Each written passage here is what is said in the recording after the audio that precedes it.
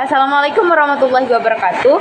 Perkenalkan, nama saya Sipa Putri Islamia dengan NIM 06101182429013. Di sini saya akan menjelaskan materi tentang trayek pH dan penggunaan indikator. Apa sih itu trayek pH? Jadi, trayek pH adalah rentang nilai pH tertentu di mana suatu indikator asam basa mengalami perubahan warna secara bertahap dari bentuk asam ke bentuk basa. Nah, misalnya di sini ada contoh metil jingga punya trayek pH 3,1 sampai 4,4. Artinya, pH kurang dari 3,1 itu berwarna merah, merupakan bentuk dari asam. Sedangkan pH antara 3,1 sampai 4,4 itu berarti terjadinya perubahan warna atau transisi. Kemudian pH lebih dari 4,4 berarti itu berwarna kuning, merupakan bentuk dari basa. Mengapa sih penting? Karena indikator hanya efektif menunjukkan perubahan pH dalam trayek tersebut. Sedangkan indikator asam basa itu adalah zat yang mengubah warna tergantung pada keasaman atau kebasaan suatu larutan. Indikator adalah asam lemah atau basa lemah yang mengalami perubahan struktur atau warna ketika proton H+ ditambahkan atau diambil. Penggunaan indikator biasanya digunakan dalam titrasi asam basa. Titrasi itu sendiri adalah proses menetralisasi asam dengan basa atau sebaliknya, menggunakan larutan standar sambil memantau titik akhirnya dengan indikator. Misalnya, titrasi asam kuat plus basa kuat. Titik ekivalennya itu kurang lebih 7, berarti netral.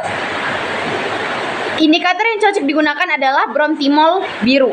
Sedangkan untuk asam kuat plus basa lemah, titik ekivalennya itu kurang lebih 4,5 sampai 6, cenderung agak asam. Indikator yang cocok digunakan itu metil jingga atau metil merah. Kemudian untuk asam lemah atau basa kuat kurang lebih 8 sampai 9 titik ekivalennya. Itu termasuk ke dalam basa. Indikator yang cocok adalah fenolftalin. Selanjutnya untuk titrasi asam lemah atau basa lemah itu tuh sulit ditentukan. Dan indikator yang cocoknya itu juga biasanya tidak digunakan.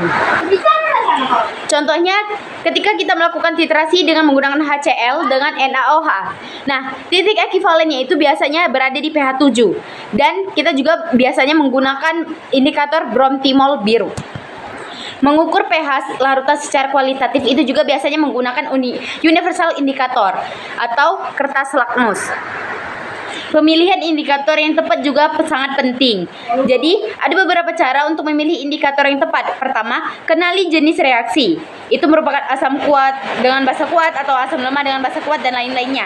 Yang kedua, perkirakan pH titik ekivalen. Yang ketiga, pilih indikator dengan trayek pH yang mencakup pH titik ekivalen. Yang keempat, pertimbangkan warna yang dihasilkan agar perubahan jelas terlihat. Indikator universal cocok untuk perkiraan cepat nilai pH dengan warna yang spesifik. Sekian penjelasan video materi dari saya. Lebih dan kurang saya mohon maaf. Saya akhiri. Wassalamualaikum warahmatullahi wabarakatuh.